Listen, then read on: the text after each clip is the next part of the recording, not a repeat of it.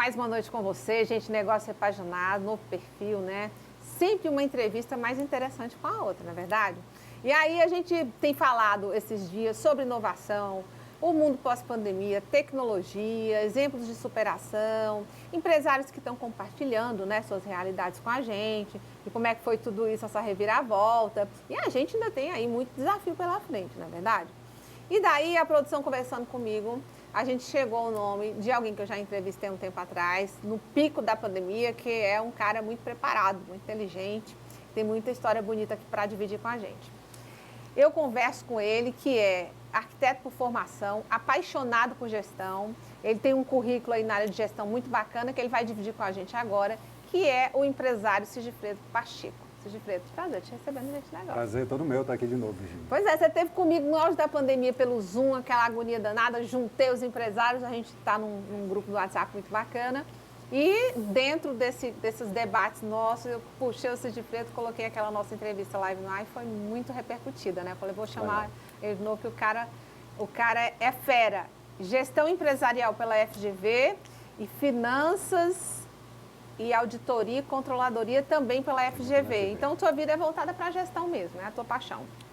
Eu me formei em arquitetura, na verdade, sim, mas ainda fazendo curso de arquitetura, eu já tinha planos de fazer uma especialização em gestão, sim, empresarial, sempre gostei muito. Eu tive negócio, o meu primeiro negócio aos 19 anos de idade, e então era uma área que me interessava muito. Meu tio, Assis Fortes, diz muito, né, que você nasceu com aquele bichinho que fica o tempo todo lhe empurrando para essa coisa de ser empresário, de ser negócios, em um país que você tem que ter muita persistência, né? E a FGV é minha grande paixão. Eu acho que é uma instituição séria, uma instituição que tem cursos maravilhosos. E eu fiz a minha primeira especialização em gestão e depois virei professor da Fundação Getúlio Vargas, do EAD da Fundação Getúlio Vargas, isso em 2003, mais ou menos. Então, eu dei aula pela FGV, aula online, em algumas disciplinas, Balance Scorecard, jogos de negócio, que eram disciplinas que fechavam os MBAs, e foi uma experiência fantástica. Gente, aqui já a gente entra mais nos temas que a gente combinou de falar aqui hoje, mas se compartilhar essa experiência é muito bacana, né? Você está vendo, você se formou em arquitetura e foi trilhando seu caminho em busca de uma coisa chamada felicidade. Eu fiz umas entrevistas agora esses dias com um cara chamado vou compartilhar contigo depois no teu WhatsApp, Sigifredo, Wanderson Nunes. Ele é um cara da roça, plantador, conhece, segue o cara, né? O cara não se entrega, o cara passou necessidade, fome mesmo, uma família humilde, o cara está trilhando um caminho muito bacana. Ele largou a faculdade, que ele tinha uma bolsa de R$950, porque o menino é humilde, mas é grande, viu? E aí essa entrevista dele muito bacana, eu vou até reprisar depois, conseguir tentar reprisar no Gente Negócio, que é uma repercussão enorme. E ele foi atrás da felicidade para ele ter sucesso. Ele largou o curso que ele não estava gostando na faculdade, que era o sonho da família. Ele está na faculdade, ele tem um curso universitário. E todo mundo dizia, larga isso de ficar falando em rede social, isso não vai te levar a nada, menino, vai ralar. E aí, quer dizer, quando todo mundo diz não para você, é tão difícil, né? E aí ele foi e está trilhando uma outra estrada. E quantos profissionais estão se descobrindo no Brasil, no mundo, e mudando de trajetória, tendo a coragem de mudar para quê? Para ser feliz, porque sendo feliz você chega lá. Não é, Sigifredo?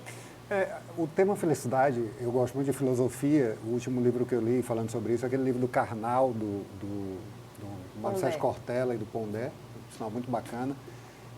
Mas a minha conclusão hoje sobre esse tema da felicidade é que a felicidade é um estado em que você consegue equilibrar as diversas áreas da tua vida, que você consegue encontrar a realização, e aí hoje se fala muito de propósito, né?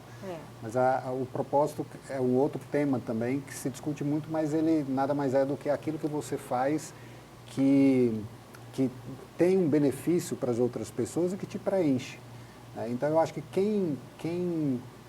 quem atinge esse lugar, né, de felicidade, de fato encontra tudo isso. Mas para a gente chegar lá, acho que um ponto é a experimentação. Eu já fiz muita coisa, eu já estudei muito, continuo estudando, sou um eterno aprendiz, adoro estudar, leio muito. E eu acho que a Exame tinha uma frase fantástica, quanto mais interesses você tem, mais interessante você fica.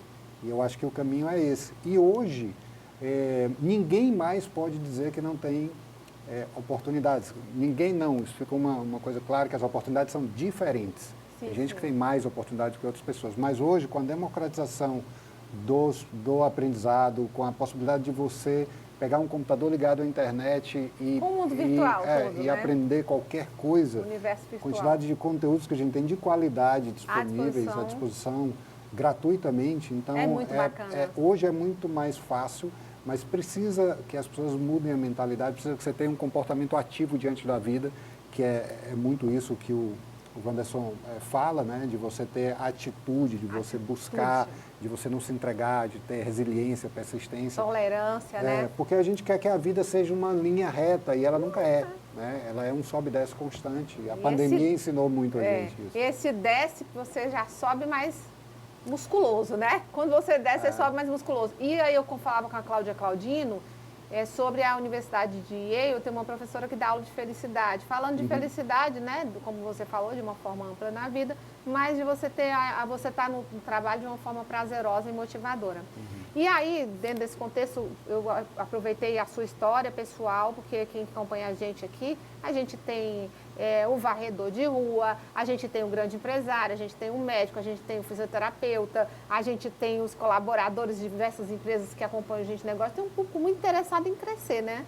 E às vezes a pessoa fica meio tímida, falando, esses empresários vão no gente de negócio, tudo gente bem-sucedida, já chega pronto, já fica rico rápido. Não é bem assim, né? Tem uma construção. A gente tem essa mania de Fórmula mágica. De idolatrar o ponto que as pessoas chegaram de sucesso, mas ignorar toda a história de construção disso, quer dizer, todas as dificuldades que a pessoa passou, tudo que ela teve que enfrentar.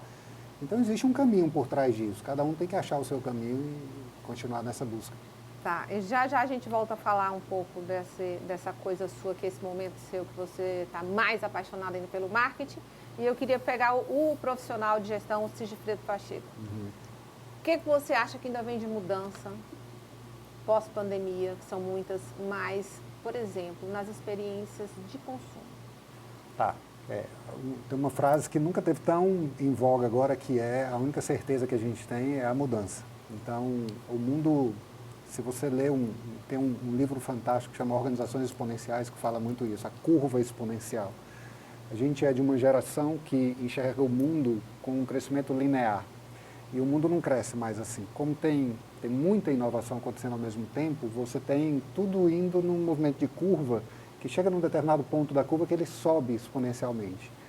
Então, ainda tem muita mudança para vir. O fato especificamente em relação ao consumo, se a gente for analisar essa ótica dos negócios, mudou tudo, porque todas as tendências que a gente esperava para os próximos 10, 15, 20 anos, elas a gente teve que se forçar a implementá-las num horizonte de 1, 2 anos. Foi para a prensa, né?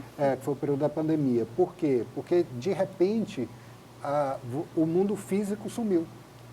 Esse foi o sentimento que eu tive, né? O mundo físico realmente sumiu e a gente teve que pegar tudo que a gente tinha de tecnologia disponível e adotar. Entenda que existe uma diferença, claro, muita coisa foi desenvolvida dentro desse processo, mas já existia muita coisa que a gente não utilizava, porque o ser humano é resistente à mudança. A gente vai levando com a barriga enquanto dá. Mudar é um processo que envolve aprendizado, dor, às vezes. Isso, então, até dentro do mercado, às vezes você tem um mercado que não te pressiona tanto a mudar. E hoje, como é que as pessoas estão consumindo, né? Como é que a gente consumiu durante a pandemia? Vamos fazer esse resgate histórico aqui. Durante a pandemia, você não podia sair para lugar nenhum. Então, de repente, como que você fazia compra do remédio, do supermercado? Como você comprava a roupa? A gente foi para a internet. E a gente aprendeu a não ter medo do universo digital. É óbvio que nesse processo, as grandes empresas viram isso. Eu lembro que eu falava antes da pandemia do efeito Amazon. A Amazon entrou há alguns anos no Brasil e as grandes marcas de Magazine Luiza, o grupo B2B com Americanas, o Submarino, fizeram movimentos muito fortes para o e-commerce, né? Mudando de uma presença puramente física. Eram empresas que tinham grandes redes de lojas espalhadas pelo país, para um modelo misto, que envolve um bom site, uma boa experiência de venda, com a possibilidade de entregar na loja. Então, hoje a gente já está falando no efeito Magazine Luiza, que saiu de uma grande loja para um grande marketplace, e que eu vi uma entrevista recente do filho da Luiza Trajano, ele falando que ele só tem a meta de querer revolucionar a forma como o brasileiro compra e de ser o maior marketplace da América Latina. Acho que se não é, já está perto. Então, assim, a gente tem hoje, os objetivos das empresas estão voltados para aproveitar a onda do e-commerce, da compra pela internet. Sim, sim. Então, é uma realidade que ninguém mais pode ignorar, porque você está cada dia mais concorrendo com empresas do mundo inteiro, que estão disponíveis a um clique e que as pessoas, por conta da pandemia, aprenderam a confiar nessas empresas. Tiveram experiências de compra. O Mercado Livre hoje, você faz uma compra, ele te entrega em 3 dias. Isso é uma loucura. Você compra... E outra coisa, o universo digital, além de estar te proporcionando uma experiência que é muito cômoda, porque você compra de casa, né, no celular, ele te permite que você compare preços, ele te permite que você compare a qualidade do atendimento. As pessoas hoje estão começando a entender que ela pode avaliar, ela pode analisar as avaliações de outros compradores. Tem o marketing de influência, que é um outro aspecto que ficou muito forte com a pandemia. Então, mudou totalmente. Se você ainda é um empresário, e é engraçado que a gente conversou num período em que eu estava em parceria com a Startse, tentando trazer alguns programas, e a gente falava dessa necessidade de digitalização das empresas do nosso mercado, que ainda é um mercado muito tradicional. E eu vi muito pouco movimento. Você diz o Piauí, né? Piauí, e algumas regiões do Nordeste. E eu vi muito pouco movimento nesse sentido dos empresários, né? Vi muita gente esperando o mundo voltar ao ser o que era. E eu dizia, não, vai voltar. E não voltou, está aí a prova. É verdade. Aí dentro desse contexto, você como empresário, como professor, como liderança em gestão, o que você tem a dizer sobre marketing de resultado e marketing, já que a gente está falando também para um público que você fica mais perto aqui na região, no Nordeste e no Piauí, como é que as empresas podem adotar estratégias mais eficazes e mesmo assim muitas foram impulsionadas, mas muitas ainda estão tateando, né? Eu vou usar o exemplo prático para ficar mais conectado com a nossa realidade. Antes da pandemia, a pandemia começou no final de 2019, só que a gente só foi perceber o que era de fato o problema lá para fevereiro, março. Foi exatamente no período em que a gente terminou o primeiro empreendimento que a gente estava lançando, que era o 1601 Business Center, que é um modelo de coworking que não é tão focado em salas compartilhadas. A gente só compartilha os ambientes comuns, recepção, café e tal, e as pessoas têm as suas salas privativas. E a gente brincava que a gente não estava tendo uma visita muito boa, o prédio é muito bem localizado, e a gente ficava brincando, eu e meu irmão Cláudio, a gente dizia, não vamos nem precisar fazer marketing, né? Aí veio a pandemia e de repente a gente perdeu completamente aquele fluxo de visitas que a gente tinha. E as pessoas ficaram trancadas em casa. Então, o que a gente fez na época?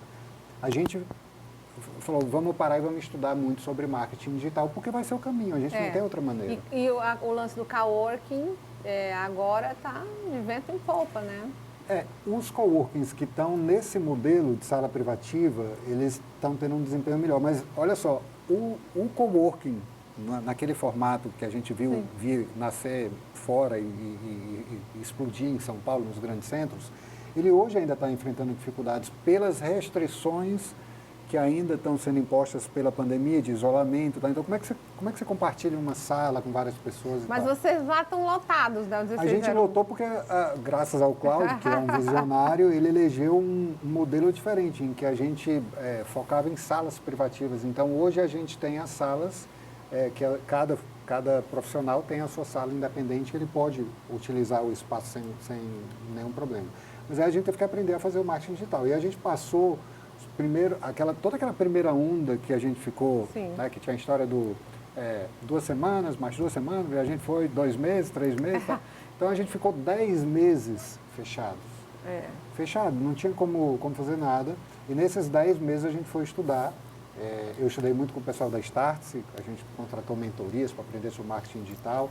E depois a gente se associou ao Grupo Estúdio, que é essa empresa, tem a Estúdio Grow Marketing, que é essa empresa do Rio Grande do Sul, para aprender a fazer o marketing digital. E olha a diferença. Quando a gente estava fechado, o que eu fiz? Eu comecei a fazer live. E a live virou um novo formato de marketing, de vender, né? Então hoje, e é um formato que veio para ficar live, as pessoas falavam, né? Não aguento mais live. Não, a live é mais um canal de marketing, como é a TV, como é o rádio, porque jornal, as pessoas cansaram daquelas lives repetitivas, porque Sim. correu todo mundo mais para entretenimento, né? Mas segmentou, tá todo mundo assistindo a live do que lhe interessa. Eu fico brincando. É como um canal do YouTube, você vai onde você quer, né? As pessoas diziam assim, porque eu não aguento mais live. Eu falei, mas a tua TV por assinatura, ela tem 180 canais, você não aguenta mais ela? Então, é bom isso, você ter opções, porque você elege o canal que você vai acompanhar, o profissional que você vai acompanhar. Então, eu fui fazer lives e aproveitei para conhecer o nosso público, as pessoas que a gente estava querendo que fossem os nossos locatários, e foi uma repercussão fantástica. A gente aprendeu muito, a gente conseguiu construir uma persona, quem era o nosso público-alvo para o negócio. Quando a pandemia acabou, a gente já sabia fazer o marketing, já tinha a persona, a gente estava preparado. Tanto que hoje, o 1601 da Homero, a nossa segunda unidade, que foi inaugurada, sei lá, pouco mais de um mês, a gente teve alguns problemas por conta da Covid, da segunda onda, porque aí pegou a gente... As exigências de segurança que tem que... porque assim, muitos profissionais que prestavam serviço para a gente ficaram doentes, então a gente teve quebra de cronograma de inauguração, mas a gente hoje não tem mais vaga, já estamos pensando no terceiro. E estão trabalhando mais com a questão do endereço jurídico, né? Hoje a gente tem um formato, que inclusive é o formato que eu adoto, eu fico até brincando com o Cláudio, que eu sempre fui um nômade nos nossos negócios, eu nunca tive sala, eu gosto muito de trabalhar de casa, e eu fui estruturando todo o meu modelo de trabalho para isso. Então, quando veio a pandemia e a gente teve que aprender a trabalhar assincronamente, que significa o quê? Eu não preciso trabalhar com você ao mesmo tempo. Certo. Eu preciso que a gente combine o que cada um tem que fazer, defina as metas, os prazos, e você trabalha e a gente usa uma plataforma, tem várias, tem Trello, né? O Trello é muito bacana, é gratuito, mas tem diversas nesse sentido, que você faz uma espécie de gestão de projetos. O Trello se popularizou, vamos dizer assim.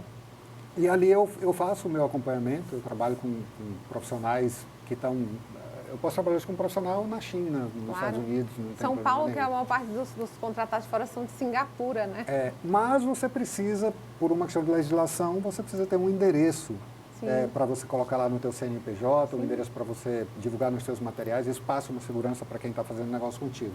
E aí a gente tem tanto o endereço fiscal, que você pode utilizar para regularizar a tua empresa junto à Receita Federal, junto ao comercial, quanto o endereço comercial, que você, nos dois modelos, você não tem uma sala física, mas você tem um endereço que você pode utilizar.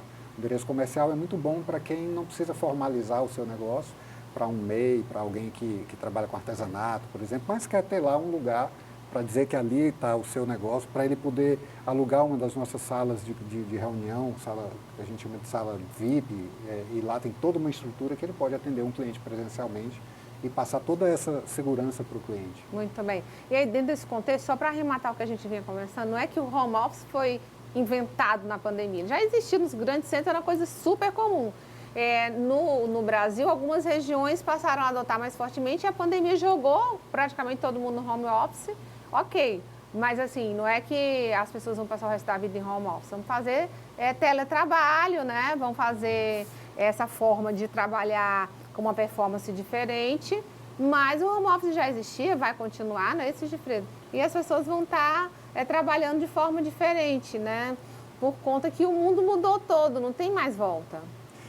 Toda mudança que você experimentou no e-commerce, que a gente está falando de compra de produto, você experimentou na parte de serviços. E aí, às pressas, a gente teve, por exemplo, que aprovar a regulamentação da telemedicina, por exemplo. Sim. Mas hoje, eu fico muito feliz até, porque toda a parte jurídica já faz, você já tem as audiências judiciais acontecendo online, então isso facilitou muito o trabalho dos advogados, dos juízes. Então, assim, eu tenho 2 amigos juízes que são um casal e eles moram em Fortaleza, então os dois atuam no Piauí. Sim. E estão há mais de 6 meses, sei lá, morando em Fortaleza e fazendo todas as suas audiências Claro, e às vezes online, até com mais agilidade, com muito né? mais agilidade, porque você não tem um tempo de deslocamento, então Não. assim, você tem uma produtividade muito maior. Então, Até hoje, porque um juiz é muito exigido nisso, na Muito, produtividade, muito. cobrado e fiscalizado, né? muito. E aí entra essa parte da governança também, né, que é muito importante, porque tudo que você faz no universo digital, você pode gravar, por exemplo, para auditar depois. Com essas mudanças, tanto na evolução do e-commerce, quanto na evolução do, vamos chamar, do e-service, né, do serviço que foi também para a internet, as pessoas precisaram aprender a vender, a se vender, a vender seus produtos na internet. E aí entrou o marketing digital. Só para você ter um dado, a TOTS, que já era uma gigante na área de tecnologia na América Latina, comprou resultados digitais por 1,86 bilhões de reais. Então, nenhuma empresa faz um investimento desse monte em uma empresa que não é tão antiga, a Resultados Digitais é uma empresa nova, que trabalha muito com marketing digital, se ela não acreditar que isso vai ter um crescimento muito grande. Só que o marketing também, o digital também já evoluiu. Né? Não é mais essa coisa apenas de você ficar impulsionando posts, isso é uma parte muito pequena do trabalho de uma campanha de marketing digital. E a gente está trabalhando com um marketing que a gente chama de marketing de performance. A diferença é que a gente elabora uma estratégia de marketing e a gente trabalha 19 canais que podem inclusive envolver TV, rádio, jornal, que são as mídias tradicionais, a gente pode levar para dentro de um trabalho como esse, mas a gente trabalha sempre entendendo quem é o cliente daquela empresa que está contratando a gente, como é que a gente consegue fazer um trabalho para impactar esse público, e a gente avalia diversos indicadores. O legal do marketing digital é que você consegue acompanhar tudo que você faz, o resultado de tudo que você faz, e é por isso que é marketing de performance, porque como a gente acompanha, né, tudo que a gente faz, tem uma métrica, tem uma meta e uma métrica que a gente acompanha, a gente consegue fazer análises, a gente faz análise a cada 7 dias do trabalho que a gente está fazendo, do resultado. E no fim, a gente consegue fazer com que o empresário retorne o investimento do marketing que ele fez e aprenda e cresça, faça a sua empresa crescer mais, aprenda quem é o seu público, qual é o produto que performa melhor, qual é o canal que performa melhor, qual é a gente chama de copyright, né? Qual é a mensagem que performa melhor. Para ter o resultado, realmente. Para ter né? resultado. Isso é uma revolução muito grande, é algo muito novo no Brasil ainda e que a gente está trabalhando, está trazendo aqui para o Piauí. Já temos alguns projetos rodando com resultados muito interessantes. Agora, vamos lá, um ponto que eu tenho debatido muito no Gente Negócio, vou bater na tecla. Olha, a gente no Brasil e no mundo está caminhando cada vez mais para distanciamentos.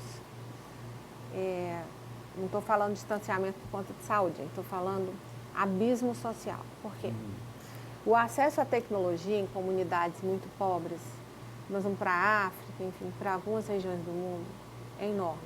Países como a Síria, o Líbano, que vivem em guerra religiosa, catástrofe absoluta. Esse povo não tem, às vezes, em região de guerra, como comer.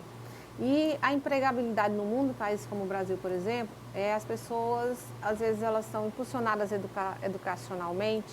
Nós temos analfabetos, desculpa a sinceridade, e entrando na faculdade.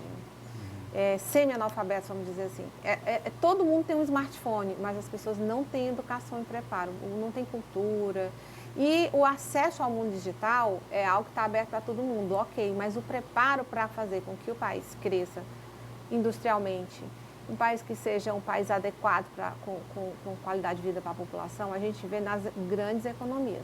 Para uma economia ser impulsionada, o país precisa de educação, não adianta uma população. O Brasil hoje, eu vi o número até ontem com o Ricardo Amorim, Brasil, China, México, enfim, o Brasil é o que mais influencia no Instagram da população do mundo.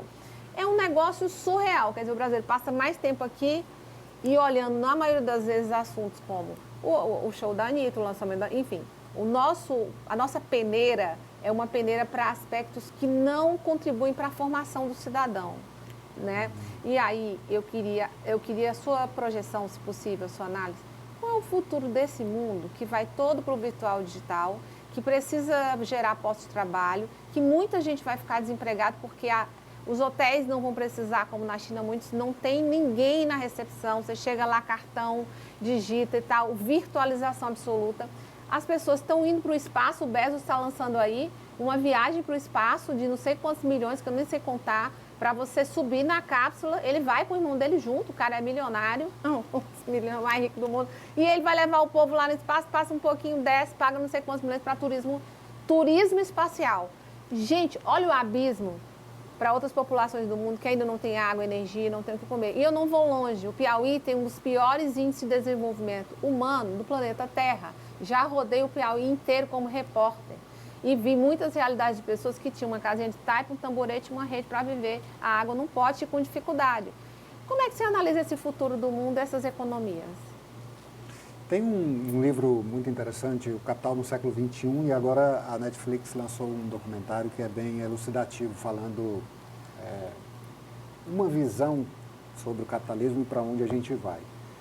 Existem diversas oportunidades, mas realmente a concentração está crescendo muito, e ele faz um paralelo com o século XVIII, porque a gente tem uma nova geração, filhos desses grandes empresários, especialmente nos Estados Unidos e China, que são os donos das grandes startups, das grandes empresas de tecnologia que hoje valem bilhões e bilhões, e ele fala que eles vão herdar isso sem terem tido muito esforço, e é quase como se a gente voltasse a um feudalismo moderno, sei lá.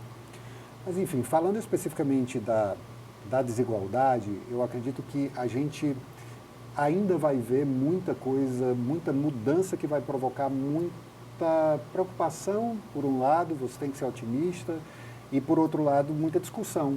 E aí, eu só acho que a polarização não é um bom pano de fundo para isso. Né? Mas as pessoas vão ter que acordar para essa necessidade de se prepararem para esse mundo. Se a gente pensar, por exemplo, no modelo de ensino, eu particularmente sou um crítico do modelo de ensino, é um modelo de ensino que está ainda muito atrasado.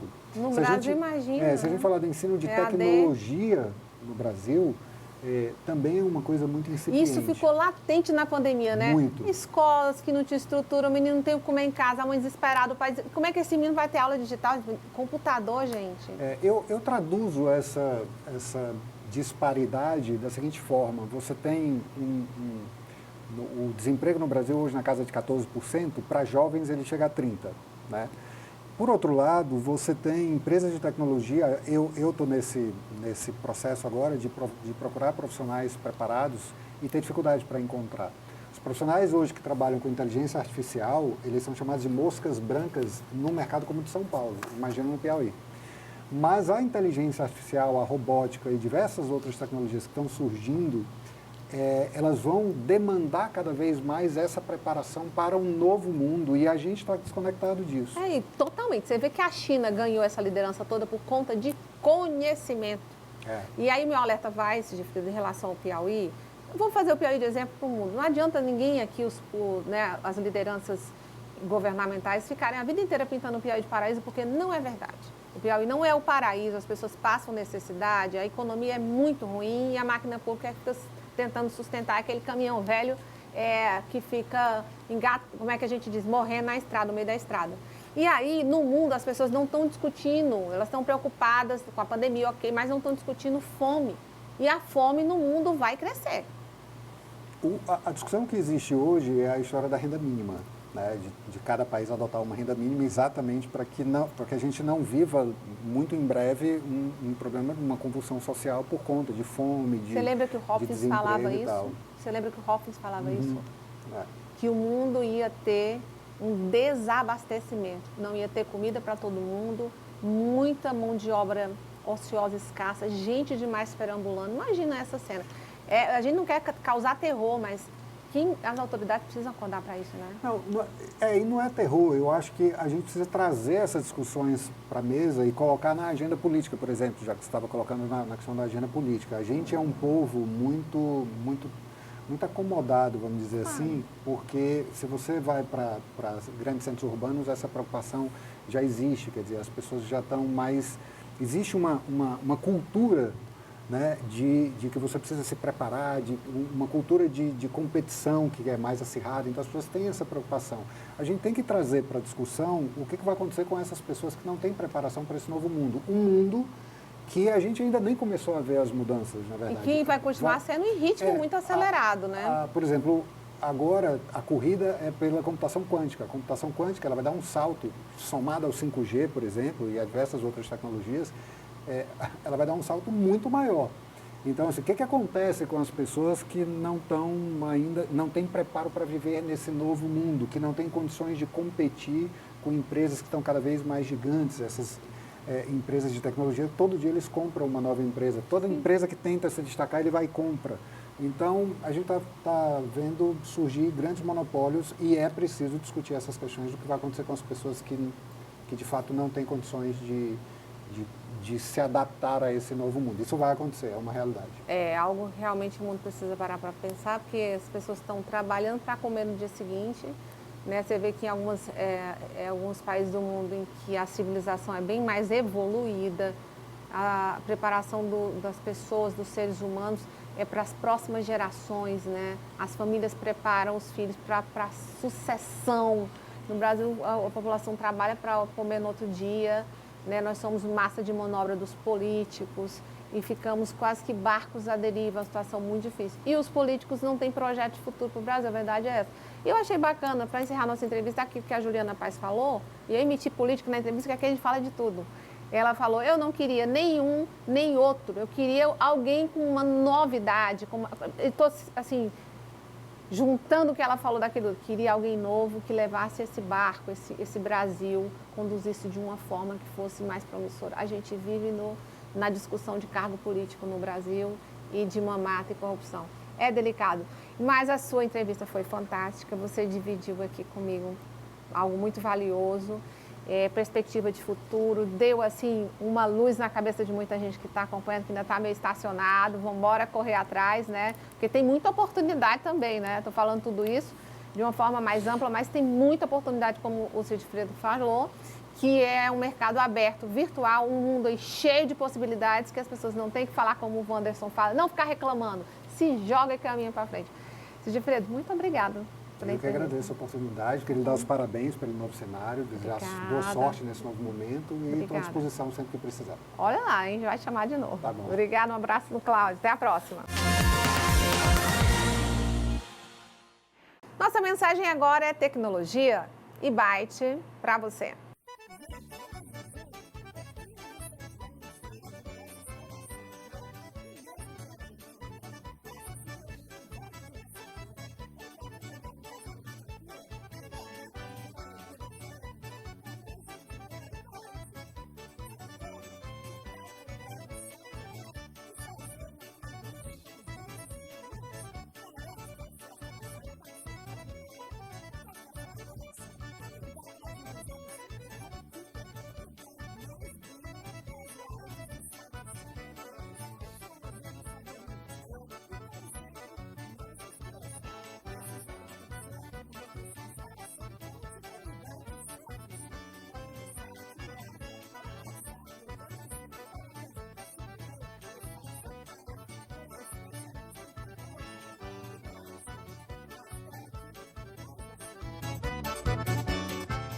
É isso, gente, negócios fica por aqui. Foi excelente ter a sua companhia. Não esquece não, todos os dias, 22h15 aqui na Rede Meu Norte, em todas as nossas plataformas digitais, no nosso canal no YouTube. Tudo que você vê aqui, você acompanha também no meu Instagram, Virginia Fabres, em todas as plataformas digitais da Rede Meu Norte de Comunicação.